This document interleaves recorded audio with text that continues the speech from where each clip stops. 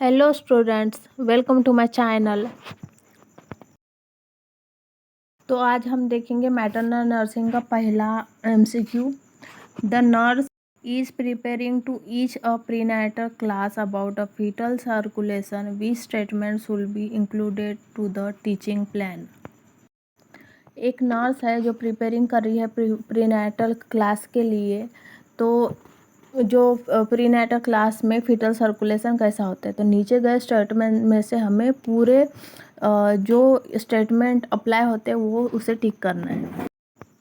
The ductus arteriosus allows blood to bypass the fetal lungs. इसका मतलब है the ductus आर्टरियोसेस जो रहती है वो अलाउ करती है ब्लड को बाईपास करने के लिए फीटल लंग्स तक। और ऑप्शन 2 है one vein carries oxygenated blood from the placenta to the fetus. एक वेन होती है जो कैरी करती है ऑक्सीजनेटेड ब्लड प्लेसेंटा से फीटस तक जाने के लिए। The normal fetal heart beat range is 160 to 180 beat per minute in pregnancy. Pregnancy में नॉर्मल फीटल हार्ट साउंड होती है 160 to 180 beat per minute.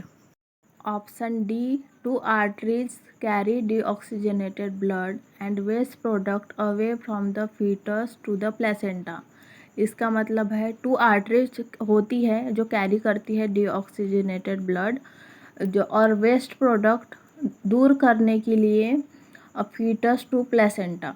Option E है two veins carry blood that is high in carbon dioxide and other waste products away from the fetus to the placenta. दो vein carry होती है जिसमें high high high इसमें carbon dioxide blood होता है और waste product होता है जो फीटस से प्लेसेंटा तक जाता है, जिसको कैरी करता है, कैरी करते हैं टू वेन्स। तो ये इसके ऑप्शन है option A B C D E, और इसमें से राइट आंसर है option A the ductus arteriosus allows blood to bypass the fetal lungs. Option B one vein carries oxygenated blood from the placenta to the fetus, और सीधा option 4 two arteries carry deoxygenated blood and waste product away from the fetus to the placenta। तो अभी इसकी हम rational देखेंगे, means theory देखेंगे कि ये ऑप्शन जो अप्लाई हुए हैं वो बराबर क्यों है। तो मैंने यहाँ पे किताब में बुक में नहीं के पैराग्राफ के बेसिक में दिया है और मैंने यहाँ पे पॉइंट के थ्रू बताया है क्योंकि आप कंफ्यूज ना हो, पढ़ने में आसानी हो। तो पहला पॉइंट है the ductus arteriosus is a unique fetal circulation structure that allows blood to bypass the non functional fetal lungs. इसका मतलब है द डक्टस आर्टरियोसेस एक यूनिक फीटल सर्कुलेशन स्ट्रक्चर होता है जो ब्लड टू बाईपास होता है ना फीटल में, जो प्लेसेंटा के थ्रू फीटल में जाता है ब्लड, वो नॉन फंक्शनिंग हो सकता है, इसलिए ये उसकी हेल्प करता है डक्टस आर्टरियोस की उसकी डायरेक्ट फीटल तक ब्लड बाईपास हो सके। इसके बाद दूसरा पॉइंट है oxygenated blood is transported to the fetus by one umbilical vein. Oxygenated blood transported to the fetus by one umbilical vein, यानी फीटस में जो ऑक्सीजनेटेड ब्लड की सप्लाई होती है, ट्रांसपोर्ट होती है, वो बस एक ही अम्बिलिकल वेन से होती है। तीसरा पॉइंट है the normal fetal heart beat range is considered to be 110 to 160 beats per minute, यानी जो normal fetal heart beat sound होती है, रेंज होती है, वो बस 110 से लेके 160 बीट पर मिनट ही होती है। लेकिन हम ऑप्शन में देखे हैं कि 160 से लेके 180 तक है, यानी वो इंक्रीज लेवल हो गया, इसलिए वो फॉल्स अप्लाई स्टेटमेंट हो गया। इसके बाद फोर्थ पॉइंट है, 2 arteries carry deoxygenated blood and products from the fetus and 1 umbilical vein carries oxygenated blood and provided oxygen and nutrients to the fetus.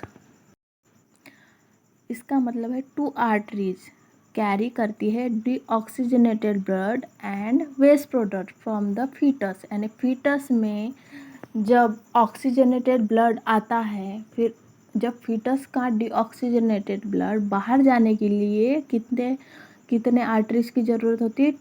To arteries की ज़रूरत होती है, जो डीऑक्सीजनेटेड ब्लड कैरी भी करता है और जो वेस्ट प्रोडक्ट होता है फीटस का वो भी अपने साथ बाहर लेके जाता है।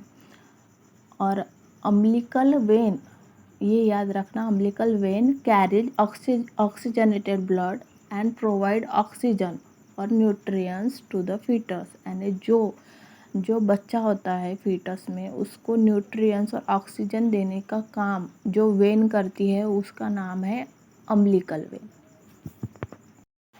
इसका आखिरी पॉइंट है, blood pumped by the embryos heart leaves the embryo through 2 umbilical arteries. जो वेन्स में ब्लड पंप होता है और आर्टरीज में जो ब्लड पंप होता है, जो आना जाना करता है, वो एम्ब्रियो हार्ट लीव्स के कारण होता है। एम्ब्रियो थ्रू 2 अम्बिलिकल आर्टरीज, यानी उसकी 2 अम्बिलिकल आर्टरीज होती है। वेन एक होती है और आर्टरीज 2 होती है अम्बिलिकल वेन की।